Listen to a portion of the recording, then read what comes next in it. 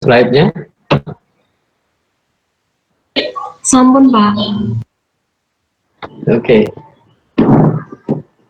Dan dilakukan kegiatan pengorganisasian atau istilahnya yang sering kita kenal adalah organizing. Organizing atau pengorganisasian itu sebagai fungsi yang kedua. Dan nanti kalau Anda menjadi seorang manajer, Anda mampu membuat perencanaan, kemudian dilanjutkan dengan pengorganisasian. Pengorganisasian ini harapannya adalah semua sumber daya yang ada di organisasi itu bisa berjalan dengan efektif dan efisien. Efektif adalah pengarahan jumlah sumber daya maupun sumber dana. Efisien adalah sumber daya yang dikeluarkan sangat minim tapi hasilnya sangat memuaskan. Maka pengorganisasian ini juga menjadi hal yang sangat penting. Belum tentu seorang manajer itu mampu perencanaan dan pengorganisasiannya mampu. Ini dibutuhkan pengorganisasiannya adalah pengalaman dalam mengelola organisasi. Oleh sebab itu, apabila di dalam organisasi seorang manajer ini dengan minim pengalaman, dibutuhkan pendamping di sisi kanan kirinya adalah yang memiliki pengalaman, sehingga sedikit banyak bisa dibantu oleh sumber daya manusia yang ada di sekitarnya. Kemudian pengertian dari pengorganisasian yang lain adalah pengorganisasian atau organizing ini diartikan sebagai proses penyusunan struktur organisasi. Ya. Jadi struktur organisasi yang akan digunakan seperti apa itu sebagai langkah kedua. Nanti ada beberapa tipe struktur organisasi. Ya. Maka yang seorang manajer itu menghendaki struktur organisasinya itu flat. Ya, jadi merasa dirinya adalah pimpinan semua. Ya, atau dalam bentuk yang lain, untuk power misalkan. Nanti akan kita lihat. Kemudian organisasi yang lain adalah mengidentifikasi dan menetapkan klasifikasi dan mengatur berbagai kegiatan yang nyata. Jadi nanti adanya aturan-aturan, entah itu pembagian job deskripsi atau pembagian tugas, kemudian ada prosedur tetap dari pekerjaan, itu bagian dari pengorganisasian. Oke. Tujuan pengorganisasian itu adalah membantu koordinasi dari tiap-tiap bagian agar dapat mencapai tujuan yang lebih efektif. Yang kedua, membagi peran dan tanggung jawab dari masing-masing organisasi, atau kalau itu di perusahaan ya tugasnya masing-masing apa. Setiap individu mengetahui dan menguasai bidangnya masing-masing, itu juga karena pengorganisasian. Pengawasannya juga lebih mudah. Maksimalkan manfaat spesialisasi yang memiliki keahlian misalkan. Memiliki keahlian itu juga dengan adanya pengorganisasian itu bisa keahliannya itu bisa diterapkan secara maksimal. kemudian efisiensi budget, kemudian meringankan kerukunan antar anggota. Ini tujuan pengorganisasian. Tetapi kenyataan di lapangan, ya, saudara-saudara juga bisa melihat, ya, ada organisasi seperti organisasi secara formal di pemerintahan itu kadang-kadang menyimpang dari tujuan karena ada kepentingan-kepentingan politis. Coba Anda melihat, saya bertanya dulu, siapa Menteri Kesehatan kita? Halo? Pak Budi Gunawan, Pak. Nah, Pak Budi Gunawan. Dengan latar belakang pendidikan apa, Pak? Teknik bukan ya, Pak? Ya? Nah, kurang lebih adalah latar belakangnya teknik. Padahal yang dipimpin organisasi itu adalah di bidang kesehatan, betul nggak? Iya, Pak. Sedikit banyak itu keahliannya itu di bidang kesehatan, ada nggak? Tidak sama sekali.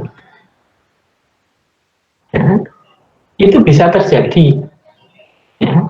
Sehingga mohon maaf, ini teori ideal, Mbak. Yang saya sampaikan ini teori ideal. Tapi pada kenyataannya, organisasi itu bisa menyimpang dari teori ini. Karena apa? Ada kepentingan pimpinan yang lebih tinggi. Ada kepentingan pimpinan yang lebih tinggi.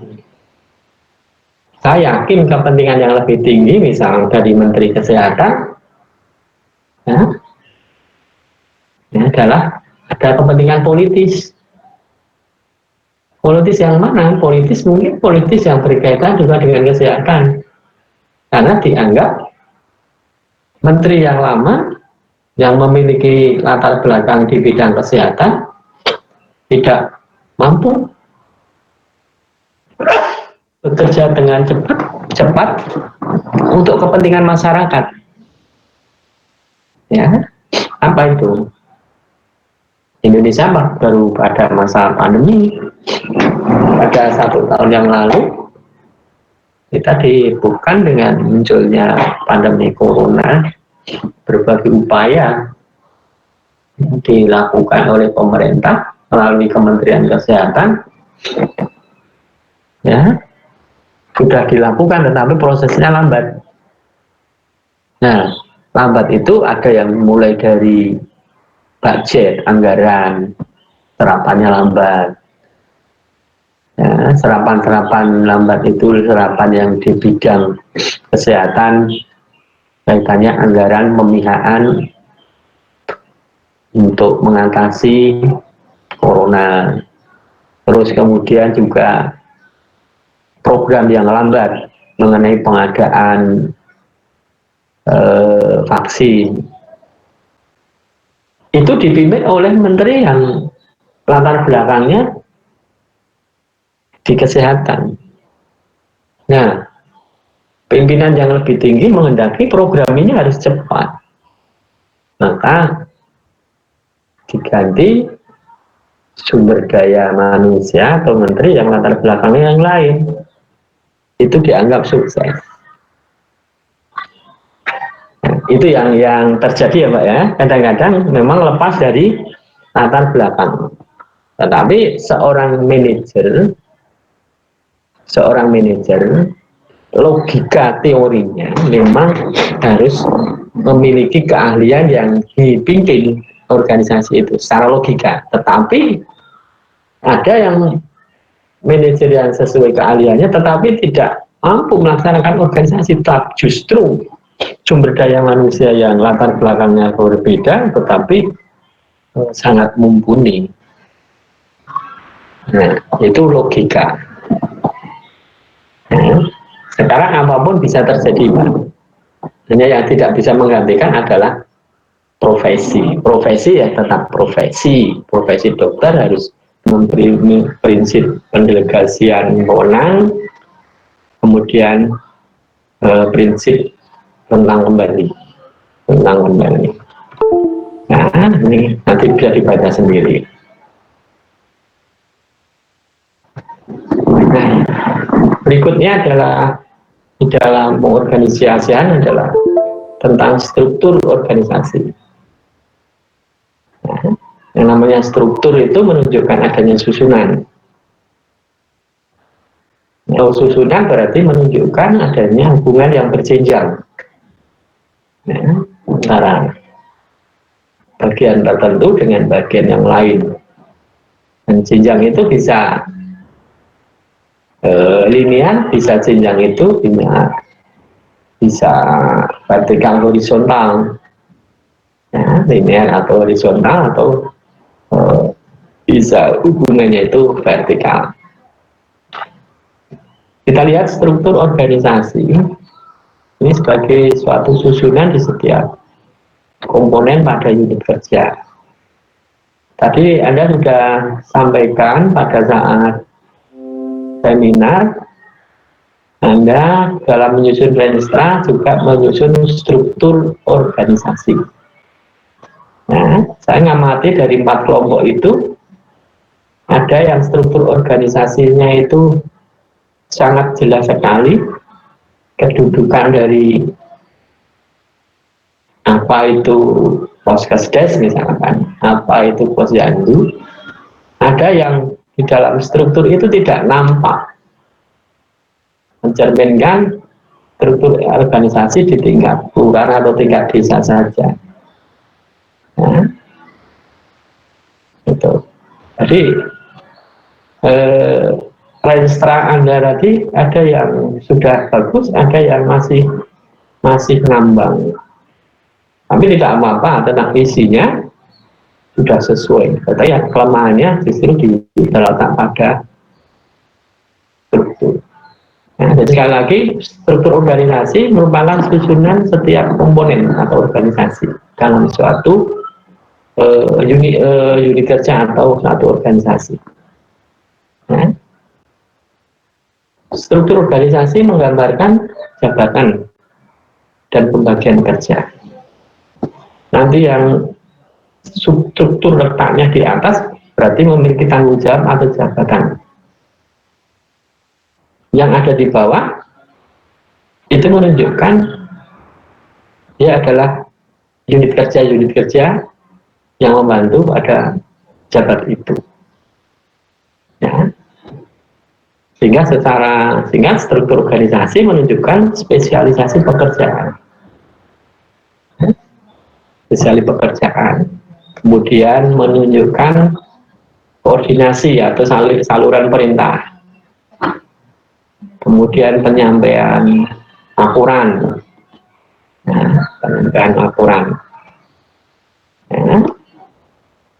faktor yang mempengaruhi struktur organisasi, faktornya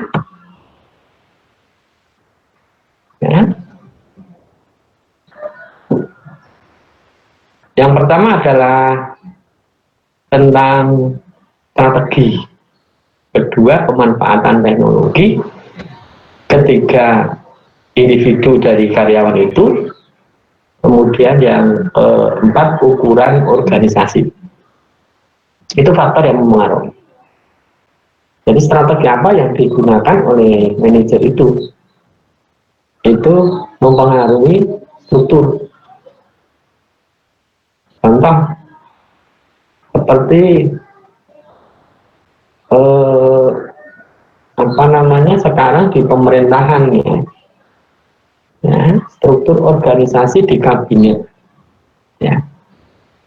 Kalau Anda amati terjadi perubahan yang signifikan. Kalau dulu pejabat-pejabat yang membantu presiden banyak sekali, sekarang mulai dirampingkan. Sehingga diasumsikan pejabat yang banyak itu menghambat kinerja. karena birokrasinya panjang, butuh waktu lama. Sekarang sangat simpel, ya, sangat simpel. Ya. Ada yang mengatakan bahwa struktur organisasi itu mencerminkan kepribadian dari manajer. Kalau manajer yang pengen ruwet, pekerjaannya ruwet, nggak selesai-selesai, hanya berhenti di birokrasi, struktur organisasinya biasanya sangat rumit, sangat banyak, melibatkan banyak orang. Ya, melibatkan banyak orang. Satu pekerjaan seharusnya selesai dalam waktu 1 hari, satu pekerjaan bisa selesai 1 minggu. Ini kan tidak efektif. Jadi sekali lagi, faktornya ada struktur. Kemudian pemanfaatan teknologi di bidang pelayanan kebidanan, Pak. Sekarang ini juga dituntut pekerjaan yang serba cepat, dikaitkan dengan teknologi. Kalau dulu teknologi semua serbanya serba manual, ya, sarana transportasi mendominasi dalam pekerjaan. Sekarang sarana transportasi baik darat, laut, udara itu ditekan seminimal mungkin. Yang dikembangkan adalah teknologi digital. Pekerjaan-pekerjaan diselesaikan secara digital, termasuk sekarang ini belajar. Anda bisa belajar secara daring meskipun dengan latar belakang kondisi yang sedang melanda Indonesia karena pandemi. Kenapa zaman dulu ketika kondisi normal pembelajaran daring itu jarang dilakukan, ya, jarang dilakukan. Padahal kalau pembelajaran daring itu untuk pembelajaran dari aspek pengetahuan itu justru lebih efektif dibandingkan dengan tatap muka. Kalau pembelajaran dari aspek ini, aspek kognitif atau pengetahuan, pelajaran untuk membentuk aspek kognitif, afektif, dan psikomotor seperti keterampilan. Anda misalkan sebagai seorang bidan, ada mata kuliah yang capaian kompetensinya adalah Anda mampu melakukan dengan tangan, dengan kaki, dengan hati, dengan kepala. Kalau pembelajaran secara daring, saya yakin tidak akan tercapai. Betul nggak, Pak? Ya. Betul, Mbak. Jadi pembelajaran harusnya itu praktek diberikan secara daring. Mohon maaf, ini saya agak menyimpang, panjang sedikit, karena ada kaitannya dengan pemanfaatan teknologi. Nah, karena kondisi seperti ini, seorang pimpinan, seorang dosen misalkan, harus berpikir bagaimana caranya karena kondisi yang seperti ini, adanya teknologi daring bisa membelajarkan mahasiswa bisa mencapai kompetensi minimal mendekati terampil. Bukan keterampilan hanya diajarkan secara daring, ini tidak pas. Nah, ini kan dituntut pimpinan bagaimana membelajarkan keterampilan. Nah, minimal misalkan ya, dosen memberikan contoh dulu, ya, dengan divideokan. Pada saat menerangkan sebuah keterampilan, tidak hanya sekedar indera penglihatan, indera pendengaran saja, ya, tetapi imajinasi keterampilan, skillnya berjalan. Ya. Nah, karena pembelajaran secara skill psikomotor tadi tidak bisa langsung, bagaimana melakukan feedback terhadap mahasiswa? Itu pemanfaatan teknologi. Kondisi sekarang mahasiswa itu ya mau tidak mau, suka tidak suka seperti itu. Nah, Anda mengalami ya, praktek feedbacknya dikejar-kejar laporan saja. Betul kan? Iya, Bapak. Betul, Pak. Kejar-kejar laporan. Apa dengan membaca laporan itu sudah bisa menggambarkan kalau mahasiswa itu sudah mampu melakukan, sudah terampil? Ya. Kalau menurut saya enggak. Kalau saya ya sebetulnya sederhana. Kumpulkan video satu kasus, setiap satu, misalkan satu bidang kompetensi, misalkan ibu hamil, satu kasus saat Anda melakukan pemeriksaan kehamilan lewat video.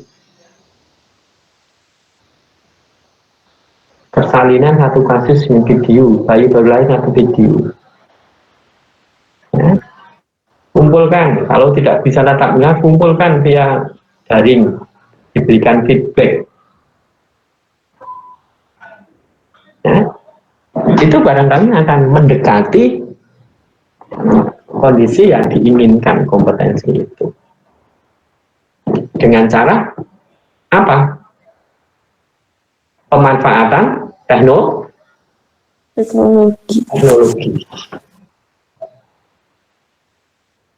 Nah, saya ingin tahu, selama Anda belajar masa pandemi itu, ada nggak yang melakukan evaluasi seperti yang saya katakan tadi, melalui evaluasi keterampilan, Anda melaksanakan keterampilan melalui video?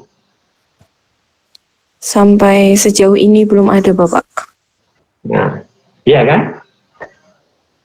Belum ada. Tidak mau memanfaatkan teknologi.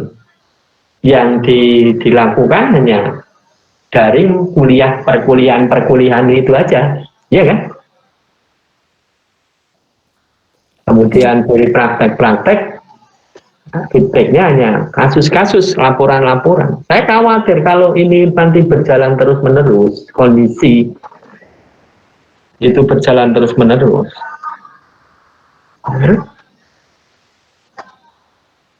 Masa pandemi ini berjalan terus-menerus, pendidikan-pendidikan yang arahnya keterampilan profesi,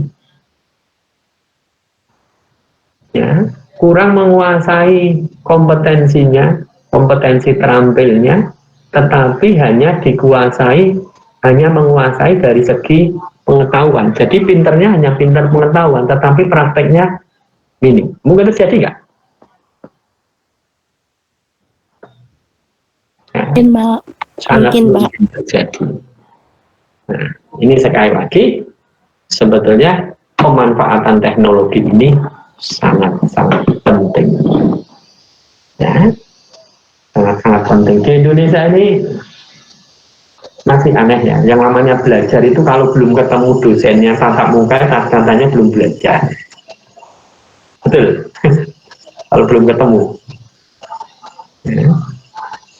Nah, ini kondisi yang seperti sekarang ini terjadi, baru kita tahu, oh belajar itu bisa di mana saja, kapan saja. Ya. Kemudian yang ketiga, faktornya dalam organisasi adalah individu atau karyawan. Ya, karyawan atau individu yang terlibat itu dari kualitasnya, kapasitasnya, itu juga harus diperhatikan dengan keahliannya. Ya. Jadi menempatkan seseorang di dalam struktur dengan mempertimbangkan beberapa hal individu karyawannya. Ya. Jangan menempatkan seseorang dalam unit bidang tertentu tapi tidak memiliki kemampuan. Kasihan, dan organisasi itu juga tidak bisa mencapai tujuan. Kemudian ukuran organisasi dilihat dari besar kecilnya organisasi. Anda beberapa waktu lalu saya tugaskan untuk menyusun struktur organisasi dalam apa namanya, membuat perencanaan strategi, ya, strategi perencanaan berupa renstra. Itu skop strukturnya sangat kecil, ya, sangat kecil, dari posyandu lansia, poskesdes dan lain sebagainya. Strukturnya sangat kecil.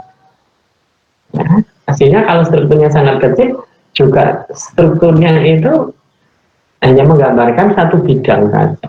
Nanti akan kita lihat bentuk-bentuknya. Ya, sehingga tugasmu kemarin sebenarnya masuk di yang posisi yang mana.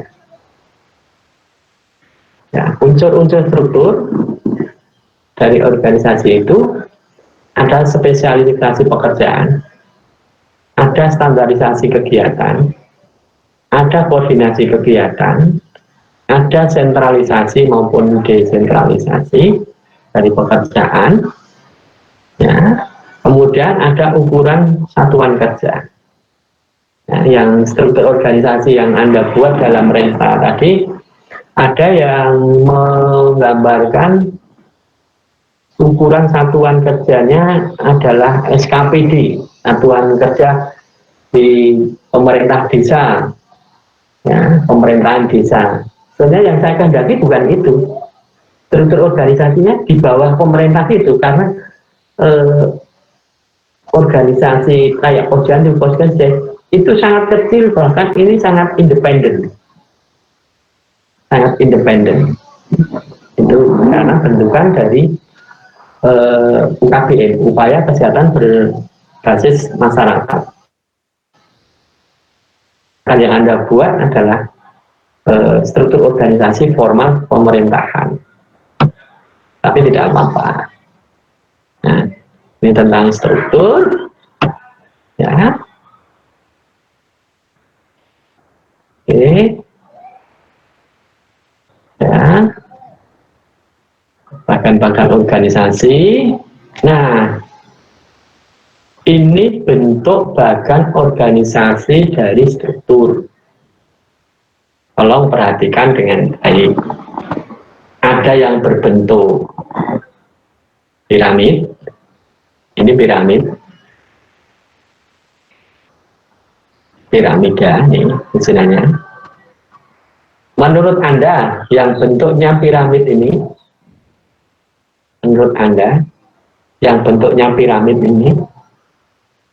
memiliki berapa manajer?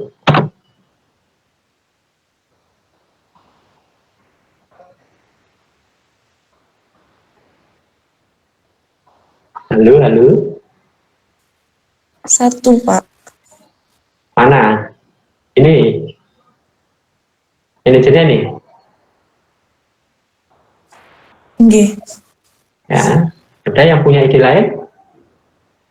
Yang berbentuk piramid memiliki berapa manajer?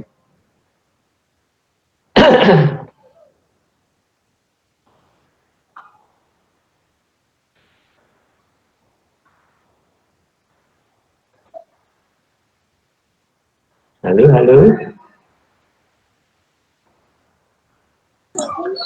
2 mungkin Pak.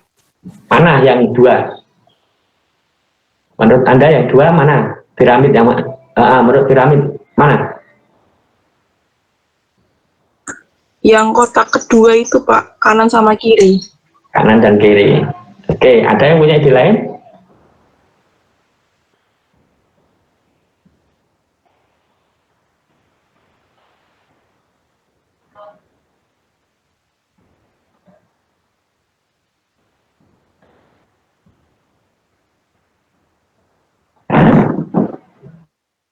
Ada yang punya ide yang berbentuk piramid itu manajernya 3? Tadi ada 1, terus ada 2.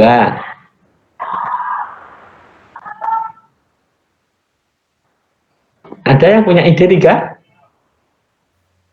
Iya Pak, ada Pak. 1, 2, 3, ada? Ada.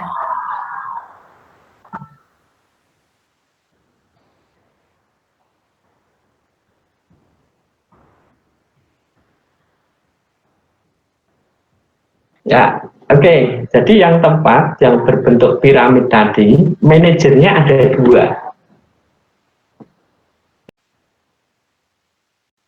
Di sini, ya, bukan yang ada di atas ini. Nah, yang ada di atas ini, kotak yang paling atas, ini tidak mencerminkan dia sebagai seorang manajer yang bisa memberikan fungsi perencanaan, planning, organizing, controlling, actuating itu kepada semua, kepada manajer yang ada di bawahnya secara langsung. Dia tidak mengendalikan yang di bawahnya.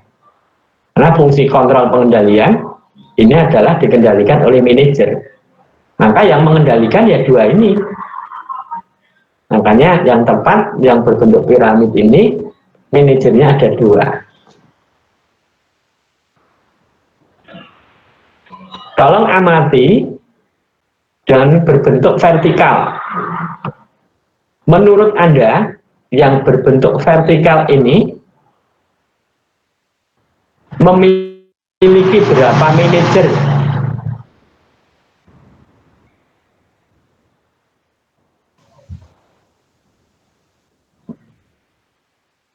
Yang vertikal jelas, yang piramida, yang piramid jelas manajernya dua.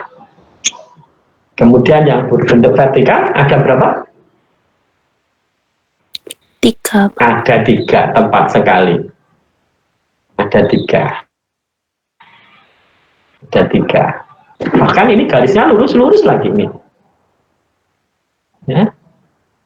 Lurus-lurus. Kalau nanti ada seorang manajer, ini maaf yang vertikal ini ada 3 manajer. Kalau nanti ada manajer membentuk struktur organisasi yang berbentuk piramid, itu kira-kira manajer itu sifat dan kepribadiannya bagaimana? Berbentuk piramid nih. Garisnya nggak lurus-lurus loh ini. Garisnya nggak langsung-langsung loh. Ini garisnya malah terpotong-potong loh ini. Kira-kira jiwa pribadinya pimpinan seperti apa kalau seperti ini? Otoriter?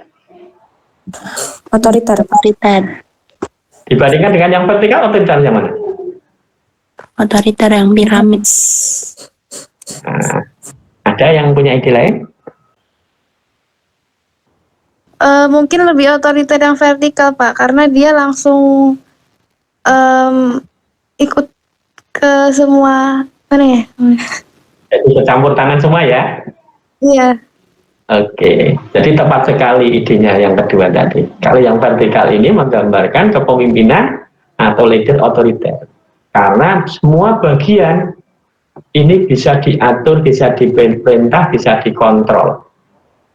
Tetapi kalau yang piramid, ini lebih memberikan pendelegasian wewenang pada bagian-bagian terkait.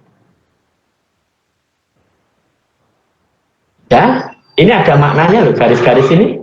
Ini langsung, ini kemana-mana bisa nih. Ya. Oke, itu bentuk bagan organisasi. Nah, sekarang ada bentuk bagan organisasi horizontal dan lingkaran. Horizontal dan lingkaran. Bentuk horizontal dan lingkaran di organisasi pemerintah itu jarang ada.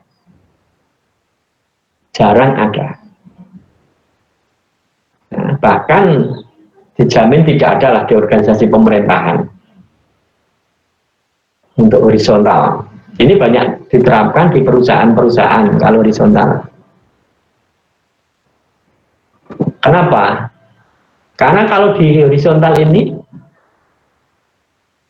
ya, secara struktur tidak menggambarkan mana pimpinan, mana bawahan. Betul nggak? Halo? Betul, Pak. Tidak ada pimpinan, atasan dan bawah tidak ada. Berarti kalau tidak ada atasan, tidak ada pimpinan, kotak yang pertama dan kotak yang kedua ini berfungsi apa? Ini adalah sebagai koordinator. Dalam pekerjaannya dia bekerja bareng-bareng. Dalam perusahaan ini tepat sekali. Ya. Coba nanti kalau Anda punya teman pengalaman di perusahaan, bosku yang nyambut gawe podo aku. Berarti orang yang bos ini kantor pemerintah orang begitu, bos ini hanya fungsinya koordinasi, setelah itu bekerja bareng-bareng. Hanya bedanya mungkin beban dan target kerjanya berbeda untuk horizontal. Jadi prinsip kerjanya adalah bekerja bareng bersama-sama. Terus ada bentuk organisasi lingkaran. Kalau lingkaran ini biasanya digunakan dalam organisasi apa, Mbak? Ini sering kita lihat di pemberitaan, dengar pemberitaan, orang-orang tertipu, Mbak. Tertipu. Diterapkan di mana, Mbak? Ya, dari nanam saham, sekian nanti bakal menghasilkan sekian, gitu ya.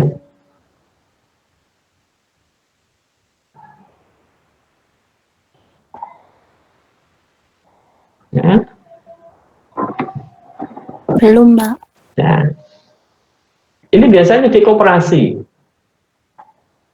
Ya. Koperasi yang nanam saham, cari saham, dan lain sebagainya. Nih. Ini pemberitaan itu kayaknya apa namanya, model waralaba ya, waralaba. Ini juga seperti ini, berbentuk lingkaran ini. Ya, bentuk seperti ini. Di pemerintah tidak ada. Ya. Ya, ini saya perkenalkan bagaimana yang seperti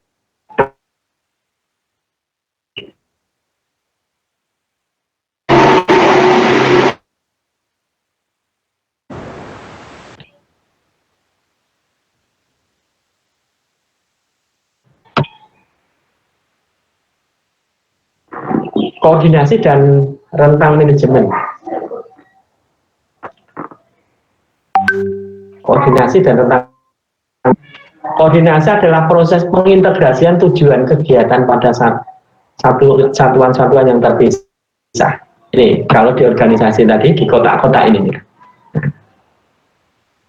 kotak-kotak ini, kemudian ada garis. Ya. Ini menunjukkan koordinasi. Kemudian rentang manajemen, ini juga antar kotak ini. Kotak satu dengan kotak kedua, ya, ini spesialisasinya berbeda, cara koordinasinya berbeda. Tidak bisa kotak pada piramida yang terbawah ini koordinasi antar anggota beda kotak, tidak bisa. Koordinasinya adalah manajer dengan spesialisasi pada kotak itu. Berbeda dengan yang piramid. Ya. Antar kotak di bawah manajer ini garisnya garis lurus. Ini ada fungsi koordinasi.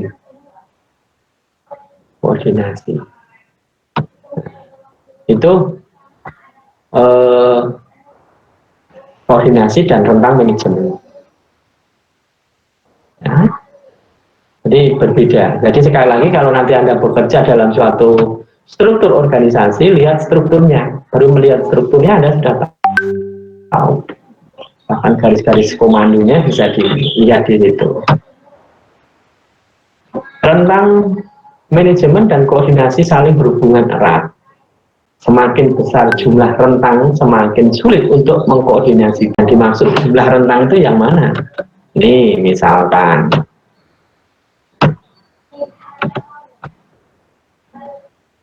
kotaknya ini banyak 2, masih gampang. Coba kalau kotaknya ini lebih dari 3, ya, manajer pada bagian ini sangat dipusingkan. Kenapa? Bagian-bagian sangat banyak. Inilah yang disebut dengan rentang. Ini rentangnya hanya dua ini. Dua. Ya, rentang koordinasinya hanya dua, rentang manajemennya hanya dua. Nah, kemudian rentang manajemen dan koordinasi berhubungan erat dengan jumlah bawahan yang melapor ke setiap manajer ini lebih banyak. Sehingga manajer yang tadi yang mempunyai di bawahnya banyak kotak-kotak itu, bisa sehari itu manajer itu malah tidak bekerja, dia hanya menerima laporan dari bagian-bagian. Itu banyak dibuat di organisasi itu, di pemerintahan itu. Nah sekarang pemerintahan Pak Jokowi ini sudah membuat reformasi, struktur organisasi itu kotak-kotak itu semakin diperkecil, jangan sampai setiap hari justru kepala-kepala bagian itu tidak bekerja, hanya menerima laporan-laporan saja. Tapi sekarang ini pemerintahan ini dengan sistem harus banyak pekerjaan dan pekerjaan itu harus cepat. Nah, rentang manajemen mempengaruhi penggunaan efisiensi dari sumber manajer. Betul, semakin banyak kotak di bawah manajer tadi, ya, semakin banyak ini tidak efektif, sulit kontrol, koordinasi kan juga sulit, tidak efektif. Nah,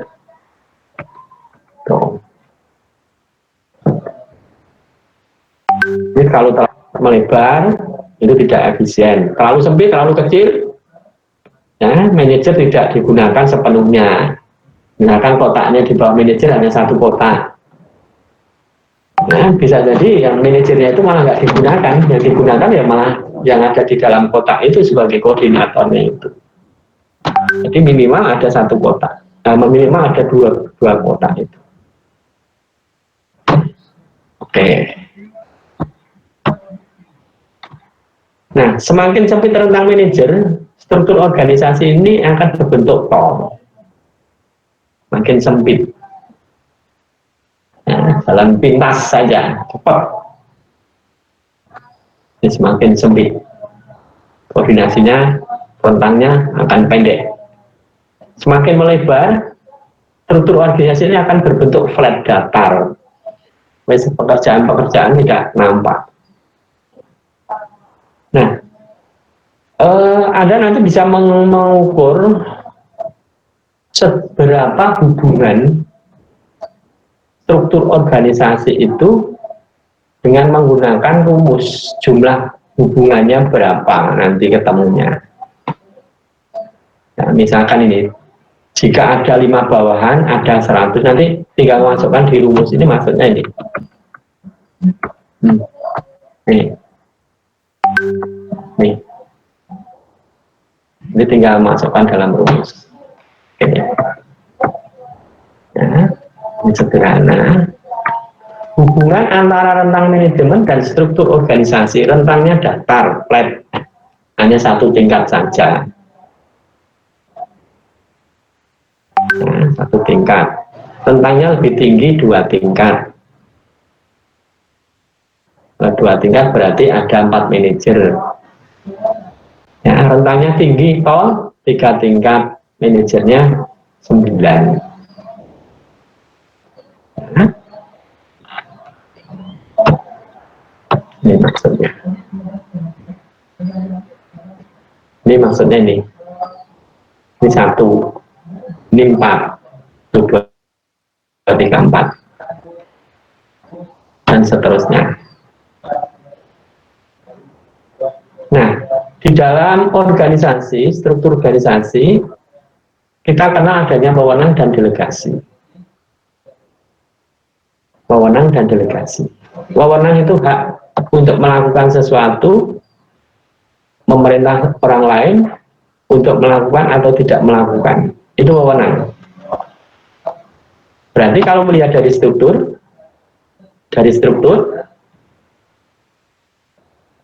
ya, misalkan tingkat manajer dengan tingkat nomor 1 ini tingkat manajemen dengan 1 manajer seperti ini. wewenangnya mutlak nggak? Mutlak, Pak. Mutlak. Mutlak. Wewenangnya mutlak. Bisa mengambil keputusan apapun di perusahaan itu. Ya. Berarti kalau struktur organisasi seperti ini, ya, sangat membahayakan nih. Karena kekuasaannya mutlak dan tidak bisa didelegasikan kepada siapapun.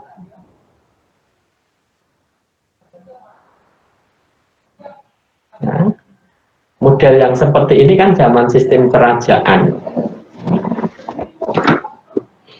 Sedangkan manajemen yang nomor 2, tingkatan manajemen yang nomor 2 adalah memiliki 4 manajer.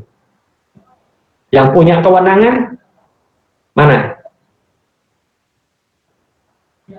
Yang punya kewenangan 1, 2, 3, 4, 5. Ini punya kewenangan. Ya, kewenangan yang paling tinggi yang ada di atas ini. Kewenangan paling tinggi. Kemudian kewenangan pada bagian yang tertentu, pada kotak tertentu ini, ya, kewenangannya terletak pada yang pimpinan kotak ini, dan pimpinan kotak ini di atasnya juga punya kewenangan. Jadi kewenangannya berstruktur, bertingkat. Bidang apa kewenangannya ini? Bidang apa? Dan yang kedua, ini menggambarkan sistem pendelegasian wewenang itu bisa dilakukan. Misalkan top manajernya atau direkturnya, ya, sedang berhalangan. Berhalangan itu macam-macam. Maka fungsi, peran, dan tugasnya harus didelegasikan, dilimpahkan. Ya, dilimpahkan. Pendelegasian ini mudah. Pada manajer setingkat di bawahnya ada. Nah, itu. Tetapi berbeda yang nomor 1 tadi, itu tidak bisa wewenangnya tidak bisa didelegasikan. Itu mutlak. Ya.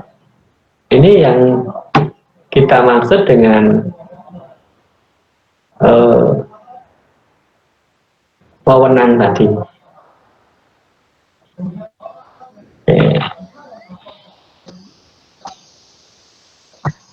Jadi, nah ya.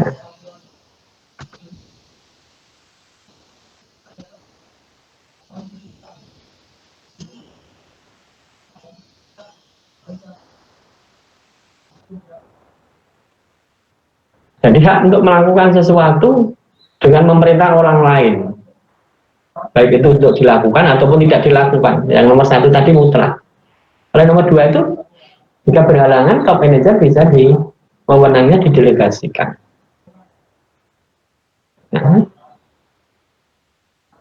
Nah, pendelegasian wewenang,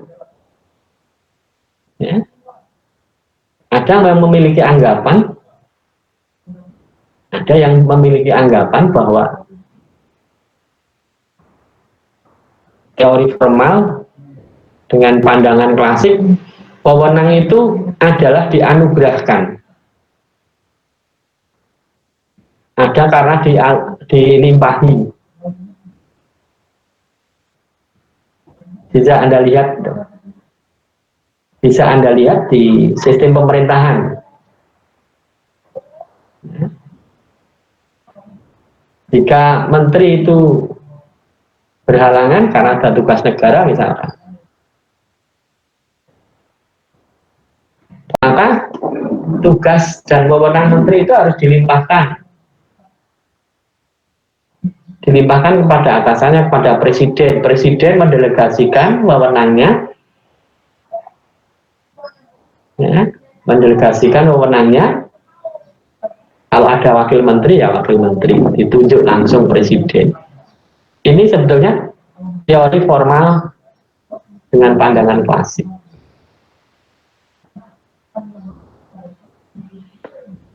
Terus ada pandangan yang lain, teori penerimaan. Wewenang muncul hanya jika diterima oleh kelompok. Diterima oleh kelompok itu. Kelompok siapa ya? Kelompok yang satu pandangan dengan manajer. Kemudian ada wewenang staf. Ya, staf. Kalau di pemerintahan, di organisasi resmi pegawai negeri itu, wewenang itu didelegasikan kepada bawahannya yang memiliki pangkat yang lebih tinggi jika berhalangan manajer itu disebut dengan wewenang staf authority. Nah, kemudian wewenang staf fungsional. Ya. Staf fungsional itu misalkan kalau nanti di kesehatan di puskesmas ya, ada bagian-bagian itu bagian fungsional. Misalkan ada kasih KIA, kasih KB, kasih lingkungan, kasih penyuluhan misalkan. Itu menunjukkan bagian-bagian fungsional, disebut dengan staf fungsional. Jadi setiap staf fungsional itu kalau misalkan balangan ya dilimpahkan ke staf fungsional yang lain. Gitu. Jadi itu organisasi lini. Jadi delegasi wewenang itu adalah proses di mana para manajer mengalokasikan wewenang ke bawahannya kepada orang-orang yang melapor pada dirinya. Artinya melapor pada dirinya, ya langsung mengambil pendelegasian itu, wewenang itu orang yang ada di dalam satu kotak dalam organisasi itu. Jadi tidak keluar bagian. Jadi satu kotak itu satu bagian. Oke, ini pengalaman nanti untuk menjadi manajer. Oke, ini justru pada slide-slide 34 sampai 41 ini sangat penting ini. Sangat penting bagi saudara-saudara sekalian kalau nanti Anda belajar manajemen di program profesi. Program profesi tentang beban kerja. Karena Anda ini adalah sebagai pemberi pelayanan di bidang kesehatan. Ya, beban kerja yang sering membutuhkan penghitungan secara statistik itu adalah beban kerja yang kaitannya dengan pelayanan rawat inap di sebuah rumah sakit atau di puskesmas. Itu butuh hitung-hitungan. Ya, karena indikator pelayanan rawat inap itu sudah ada standarnya. Jadi dipakai standar ini adalah ketika bagian atau rumah sakit itu atau puskesmas yang memiliki rawat inap itu ketika akan akreditasi ini diminta indikator-indikator ini, hitung-hitungan indikator ini. Yang pertama, indikator pelayanan rawat inap berupa BOR, bed okupasi rasio, atau angka penggunaan tempat tidur. Yang kedua adalah AFLOS, average length of stay, rata-rata lamanya pasien dirawat. Kemudian KOI, turnover interval, tenggang teratur berputar-putaran dari tempat tidur itu. Yang keempat BTO, bed turnover, angka perputaran tempat tidur. Kemudian 5 GDR, gross death rate, angka kematian umum untuk setiap 1000 penderita yang keluar dari rumah sakit. Yang keenam adalah MDR, net death rate, angka kematian dalam 48 jam setelah dirawat untuk tiap-tiap 1000 penderita yang keluar. Ini ya Mbak ya, nanti ini di dalam manajemen nanti, praktek manajemen, nanti Anda mesti akan hitung-hitungan seperti ini. Ya, kan hitung-hitungan. Halo, halo. Halo Pak. Ya, masih Iya, aktif. iya, Pak. Masih aktif, ya? Oke. Nah, sekarang kita lihat satu persatu mengenai bed okupasi rasio atau angka penggunaan tempat tidur. Nah, ini ada beberapa rujukan dari Kemenkes tahun 2005 dan 2011. BOR adalah persentase pemakaian tempat tidur pada satu waktu tertentu. Ini gambaran tinggi rendahnya tingkat pemanfaatan tempat. Nanti fasilitas tempat dilihat BOR-nya. Nah, rumusnya ini sudah ada. Jumlah hari perawatan rumah sakit dibagi jumlah tempat tidur kali jumlah hari dalam satu periode kali 100%. Dan nanti tinggal masuk. Nanti akan ketemu kapasitasnya. Terus yang kedua adalah AFLOS. Rata-rata lamanya pasien rawat. Nah, ini ada beberapa rujukan baik dari Huffman, Kemenkes atau Kemenkes. Nah, ini jadi indikator memberikan gambaran tingkat efisiensi. Apabila diterapkan pada diagnosis tertentu dapat dijadikan hal yang perlu pengamatan lebih lanjut. Secara umum nilai AFLOS yang ideal antara 6 sampai 9 hari. Ini. Jadi memberikan gambaran tingkat efisiensi. Jadi AFLOS ini maksudnya begini ya, menggambarkan pasien ini lamanya mondok sembuh itu rata-rata berapa hari.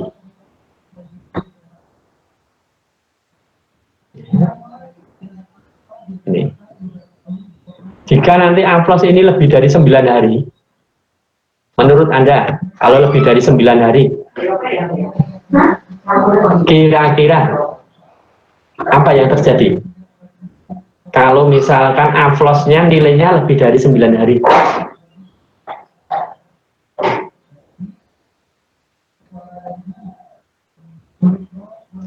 Halo, halo. Pasiennya penuh Pak. Ya, AFLOS-nya 9 hari. Kalau pasiennya penuh itu bornya. Kalau AFLOS-nya lebih dari 9 hari, berarti menggambarkan apa? Berarti pasien ini mondok kuwi ora mari-mari.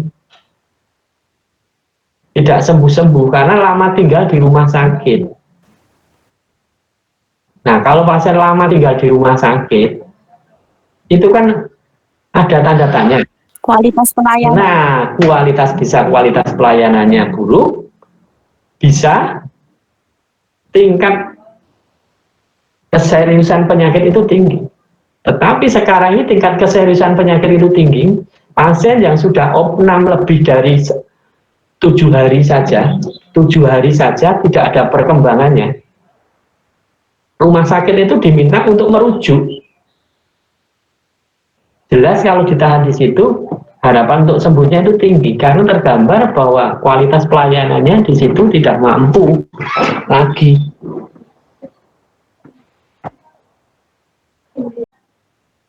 Kalau nilai AFLOS-nya tinggi, lebih dari 9 hari, bisa dianalisis kualitas pelayanannya buruk. Kalau AFLOS-nya kurang dari 6, menurut Anda kira-kira apa? Kualitas pelayanannya bagus nggak? Bagus. Dan mungkin tingkat keseriusan penyakit juga rendah. Nah, oke, itulah. Ya. Jadi kalau kurang dari 6, Menggambarkan kualitas pelayanannya bagus, efisien, efektif, efisien. Kalau menurut Anda, dilihat dari segi manajemen, aflosnya ini lama, dari pihak rumah sakit secara finansial untung tidak, Pak? Aflosnya lebih dari 9. Rugi, Pak. Kenapa rugi? Karena lama, dan karena lama nggak sembuh-sembuh mengeluarkan banyak biaya juga. Nah, jadi aflosnya tinggi, itu juga pasien akan bangkrut. Rumah sakit akan bangkrut. Nah, ini sehingga nanti kalau Anda jadi manajer, ini bisa menjadi sebuah potret rumah sakit itu sehat atau tidak. Nah, nanti bisa dihitung. Kemudian yang berikutnya tentang turnover interval, tenggang perputaran tempat tidur, TOI, tenggang perputaran tempat tidur. TOI adalah rata-rata hari di mana tempat tidur tidak ditempati dari telah diisi ke saat terisi. Jadi TOI itu sekarang misalkan ada kamar A, tempat tidur nomor 1, ada pasiennya pulang, kemudian tempat tidur nomor 1 tadi terisi lagi, itu ada jarak jeda waktu berapa hari. Ini yang disebut dengan TOI, turnover interval.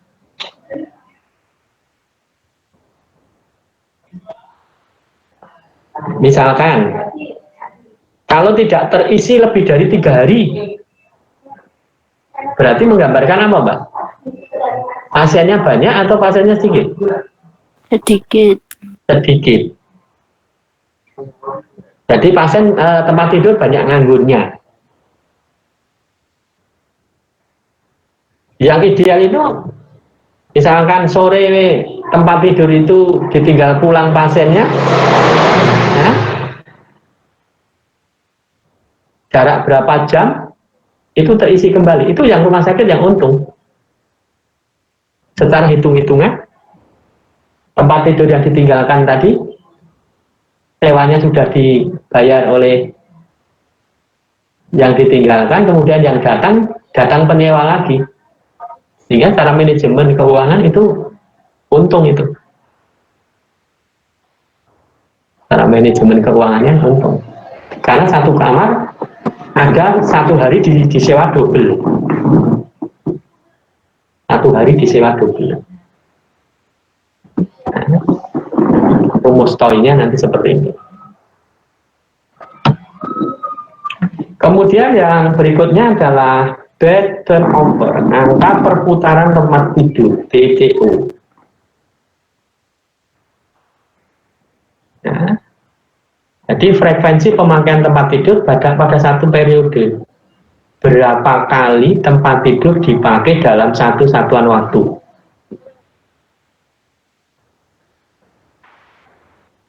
Nah, coba Anda pahami, BTO ini Anda paham belum? Misalkan dalam 1 minggu,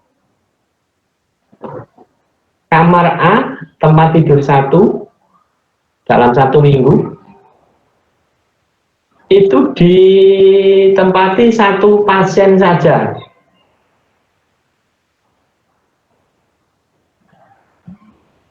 Terus ada kamar B nomor 1, selama 1 minggu, tempat tidurnya pernah ditempati 3 pasien. 6 hari dibagi 2, rata-rata mondok 2 hari pulang terus diganti lagi, ganti 2 hari pulang ganti lagi, berarti 3 orang. Ya. Itu yang disebut dengan perputaran tempat tidur, BTO. Idealnya dalam 1 tahun, nah ini ada hitung-hitungan di idealnya. Satu tempat tidur itu pernah ditempati 40 sampai 50 kali. 50 kali itu dengan pasien yang berbeda ya. Pokoknya pasien berbeda. Meskipun pasiennya sama, ada pulang, balik lagi, pulang, balik lagi, itu dihitung frekuensi.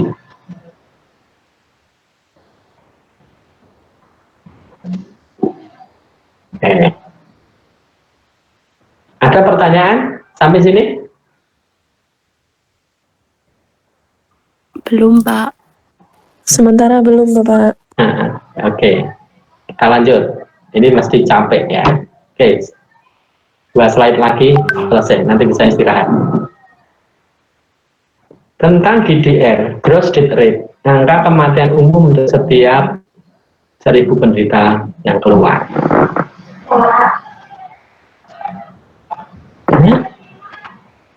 Jadi angka kematian umum untuk setiap 1.000 penderita yang keluar dari rumah sakit. Nilai GDR seyogyanya tidak lebih dari 40 per 1.000, 45 per 1.000. Jadi kalau ada pasien keluar dari rumah sakit, 1.000 pasien yang keluar atau pulang dari rumah sakit, itu dianggap wajar, 45 itu meninggal. Itu masih wajar. Nah, bisa dipahami ya, keluar dari rumah sakit dari 1.000, 45 wajar, karena namanya aja rumah sakit. Nah, semakin rendah GDR-nya, berarti rumah sakit itu bagus. Ya. Yang terakhir adalah NDR, net death rate, angka kematian 48 jam setiap dirawat pada untuk 1.000 penderita yang keluar. Kalau ini adalah kematian dalam waktu 24 jam. Nah, jadi setiap 1.000 pasien yang mondok di rumah sakit selama 24 jam dan selama 48 jam, 1.000 yang berarti 48 jam, kematian tidak boleh lebih dari sama dengan 25. Nah, minimal kurang dari itu. Nah,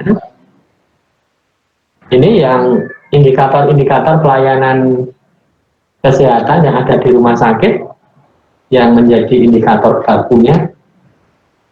Ada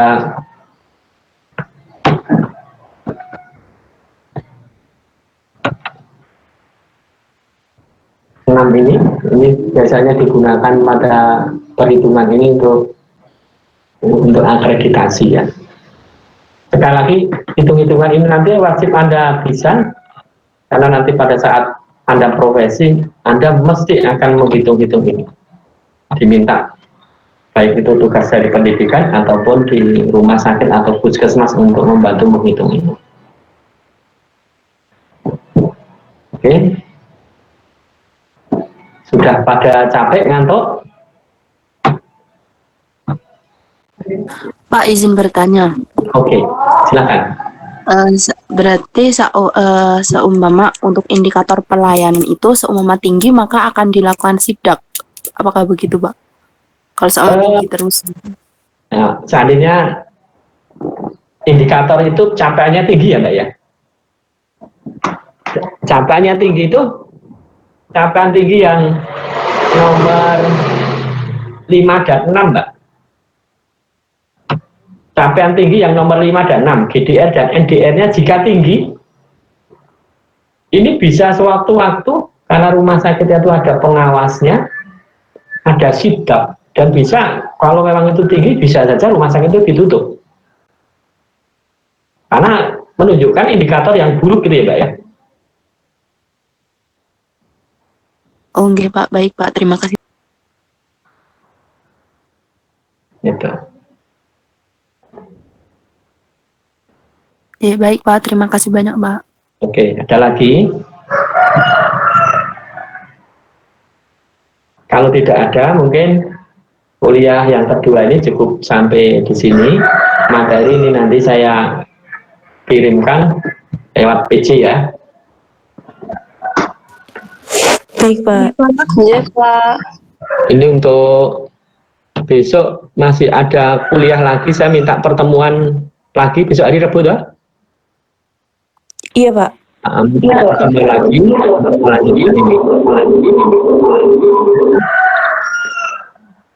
Oke, kita akhiri sampai di sini. Terima kasih. Selamat istirahat, selamat berpuasa. Sukses selalu. Akhir kalam. Wassalamualaikum warahmatullahi wabarakatuh. Terima kasih. Salam. Sun, Bapak. Amin amin.